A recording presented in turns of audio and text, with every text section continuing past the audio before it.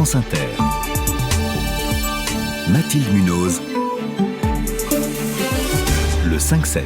Il est 6h20. Comment vivre avec peu d'oxygène ? Pour répondre à cette question, je vous emmène dans la ville la plus haute du monde, la Rinconada au Pérou, située à 5300 mètres d'altitude. Là-bas, les habitants vivent dans des conditions extrêmes. Des scientifiques français sont actuellement sur place pour essayer de soigner le mal des montagnes dont souffre la population. Bonjour Samuel Vergès. Bonjour. Vous êtes chercheur à l'INSERM à Grenoble au sein du laboratoire Hypoxie et Physiopathologie cardiovasculaire et respiratoire. C'est vous qui dirigez cette mission appelée Expédition 5300. C'est quoi l'objectif de cette mission ? Alors, c'est un programme de recherche qui a débuté l'an passé avec le but de comprendre de fait comment l'organisme humain est capable de vivre avec moitié moins d'oxygène dans cette ville de la Rinconada qu'au niveau de la mer. Et puis comprendre également pourquoi certains quand même de ces habitants, même s'ils ont des niveaux d'adaptation extrêmes au manque d'oxygène, pourquoi certains sont malades. Et cette année, en 2020, la suite du programme, c'est comment les soigner. De quoi souffre-t-il exactement ? Alors c'est ce qu'on appelle le mal chronique des montagnes, qu'il faut distinguer du mal aigu des montagnes que les trekkers, etc. connaissent dans nos villes. Le mal chronique des montagnes, c'est un phénomène d'usure de l'organisme du fait du manque d'oxygène, qui passe en particulier par une production exagérée de globules rouges et une viscosité du sang très élevée. Et ça se traduit par quoi ? Ils ont mal à la tête, des choses comme ça ? Voilà, tout à fait. Donc, cette viscosité du sang très élevée, elle a un certain nombre de conséquences au niveau cardiovasculaire, au niveau cérébral, avec des symptômes comme des palpitations, du mal de tête, des problèmes microvasculaires. Donc, c'est tout un faisceau de symptômes qui caractérise ce mal chronique des montagnes et qui est une vraie question de santé dans ces villes de très haute altitude. Est-ce que le corps humain peut s'adapter sur le long terme à de telles attitudes ? Est-ce qu'il peut y avoir une adaptation génétique ? Alors là, on a vraiment des populations qui sont particulièrement bien adaptées à ce manque d'oxygène, c'est ce que l'on appelle l'hypoxie, avec des adaptations génétiques à la clé depuis des milliers et des milliers d'années. Mais là, dans cette ville, en fait, qui existe du fait d'une mine d'or, on est vraiment au maximum de ce que l'organisme humain peut tolérer malgré des adaptations au cours de milliers et de milliers d'années. Donc, ces individus sont à la fois excessivement bien adaptés au manque d'oxygène, mais malgré tout, pour une grande partie, sont malades du fait de ce manque d'oxygène. Donc, on est vraiment aux limites de ce que peut faire, aux limites de l'adaptation de l'organisme humain. Ouais. Alors, vous le disiez, vous avez déjà mené des tests, des expériences l'an dernier. Est-ce que vous en avez déjà tiré des leçons ? Est-ce que vous avez déjà des résultats ? Oui, donc l'année dernière, on a vraiment cherché à comprendre, à la fois comment l'organisme humain peut s'adapter à de telles conditions, moitié moins d'oxygène, comme je le disais, et puis surtout pourquoi à peu près un quart de la population de cette ville est malade en fait de ce manque d'oxygène. Et donc on a vu comment, en particulier, comme je le disais tout à l'heure, ces caractéristiques sanguines, ces globules rouges sont à la fois nécessaires en très très grande quantité, mais au bout d'un moment rendent le sang très très visqueux avec des conséquences cardiovasculaires, neurologiques. Et donc cette année, sur la base de ces résultats, de la compréhension des phénomènes biologiques d'intolérance à l'hypoxie chez certains habitants, on est revenu avec des pistes thérapeutiques qu'actuellement on est en train de tester avec les personnes malades dans cette ville. Pour essayer de trouver des solutions pour améliorer leur vie, c'est ça ? Oui, tout à fait. Voilà, donc il y a certains habitants qui, encore une fois, malgré toutes les adaptations qu'ils ont mises en place au fil des générations, présentent en fait des phénomènes pathologiques. Et donc aujourd'hui, cette population, elle n'a en fait aucun encadrement médical. On ne saurait même pas quel type de traitement, quelle prise en charge leur proposer. Donc on a mis en place un véritable essai clinique pour voir si on peut trouver des pistes thérapeutiques, des prises en charge qui pourront être bénéfiques à ces habitants de très haute altitude malades. Mais ça pourrait être quoi, par exemple ? Plutôt des médicaments ou plutôt des masques à oxygène, des choses comme ça ?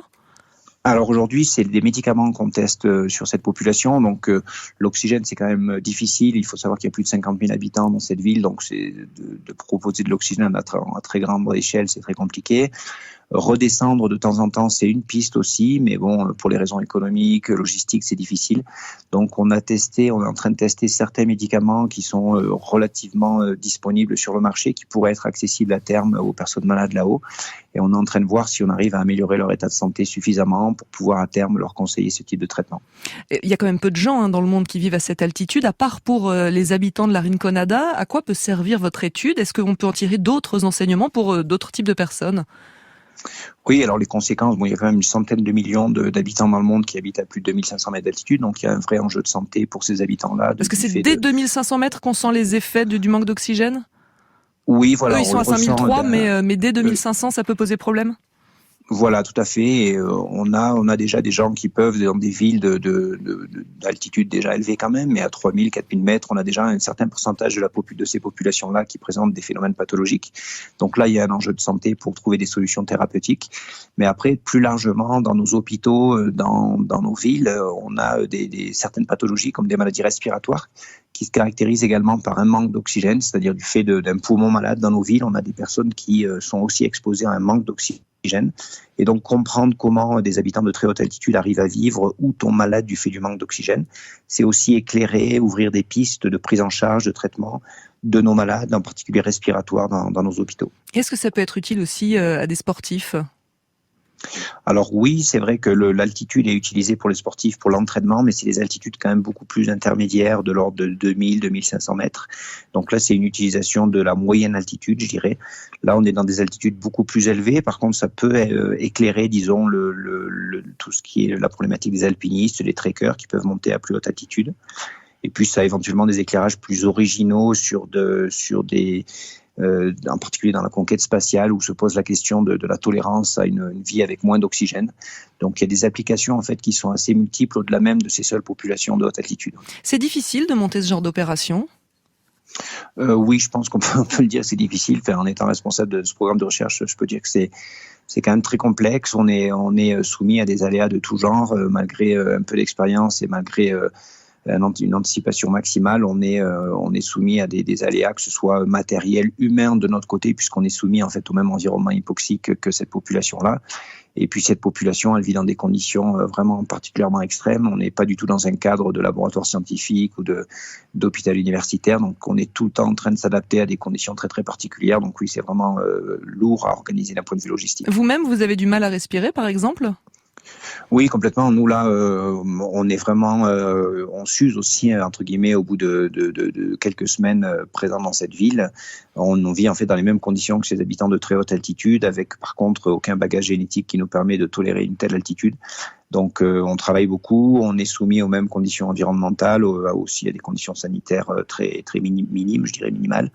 Du coup, c'est sûr qu'on finit plus ou moins malade et plus ou moins fatigué nous aussi. Heureusement, nous, on peut redescendre. C'est ça la différence. Juste une dernière question rapide. Est-ce qu'il y a aussi des animaux et de la végétation à cette altitude ?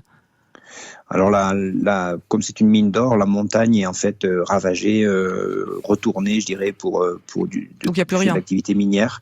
Donc il y a à peu près rien au niveau végétaux, rien au niveau des animaux, non plus. Donc en fait, il y a une espèce de cordon de véhicules tout-terrain, de camions qui les alimentent avec de la nourriture, de qualité souvent moyenne. Mais non, il n'y a pas de cultivateurs ou autre sur place. Ouais. Merci Samuel Vergès, chercheur à l'INSERM de Grenoble, et c'est vous qui dirigez cette mission appelée Expédition 5300 mètres. Vous étiez l'invité du 5-7 en direct du Pérou, de la Rinconada, située à 5300 mètres d'altitude.